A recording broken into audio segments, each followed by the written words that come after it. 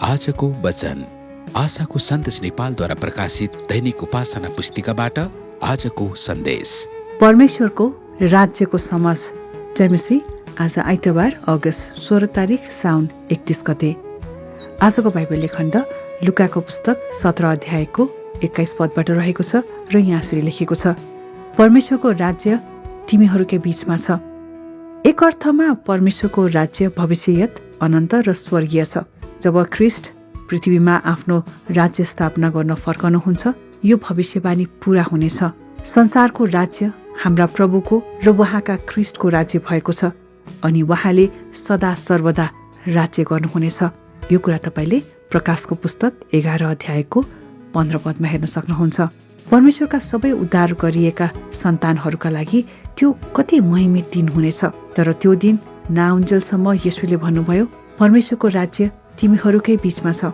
यसको अर्थ यस संसारमा रहने नयाँ गरी जन्मेको विश्वासीको रूपमा तपाईलाई राजाहरूका राजा र प्रभुहरूका प्रभुको शासनमा बाँच्नुको अर्थ के हो भन्ने कुरा प्रकट गर्न बोलाइएको छ। ब्रिटिस प्रधानमन्त्री विन्स्टन चर्चिलले यस्तो प्रख्यात टिप्पणी गरेका छन्, लोकतन्त्र सरकारको सबैभन्दा खराब रूप हो। ती सबै अन्य रूपहरू बाहेक जुन अभ्यास गरिसकेका छन्, सबै मानव सरकार त्रुटिपूर्ण छन् अनि अनन्त असफल हुनेछन्, किनभने यी असिद्ध मानिसहरूबाट बनेका छन्। त्यसैले परमेश्वरको राज्यका नागरिकहरूको रूपमा हामीलाई ज्योति बन्न बोलाइएको छ, जसले अन्धकारलाई उज्यालो पार्छ र अज्ञानतालाई हटाउँछ, अनि नुन बन्न जसले हाम्रो सम्पर्कमा आउनेहरूको जीवनलाई स्वाद दिन्छ, सफा गर्छ, निको पार्छ र समृद्धि बनाउँछ। यो कुरा तपाईँले मत्तीको पुस्तक 5 अध्यायको 13 र 14 पदमा हेर्न सक्नुहुन्छ। हामीलाई जीवनका सबै क्षेत्रमा परमेश्वरको राज्यका सिद्धान्तहरू अभ्यास गर्न बोलाइएको छ। चाहे तपाईँ शिक्षा, यातायात, चिकित्सा, राजनीति, कृषि, सूचना प्रविधि, व्यापार, निर्माण आदिमा काम गर्नुहोस्, तपाईँलाई ख्रिस्टको शासन अन्तर्गत र तपाईँमा बास गर्नुहुने उहाँका पवित्र आत्माको मार्गदर्शनमा जिउनका लाभहरू प्रदर्शन गर्न बोलाइएको छ। संसारको राज्य हाम्रा प्रभुको राज्य भएको छ। जब ख्रिस्ट फर्कनुहुन्छ, त्यो प्रतिज्ञा पूर्ण रूपमा पूरा हुनेछ।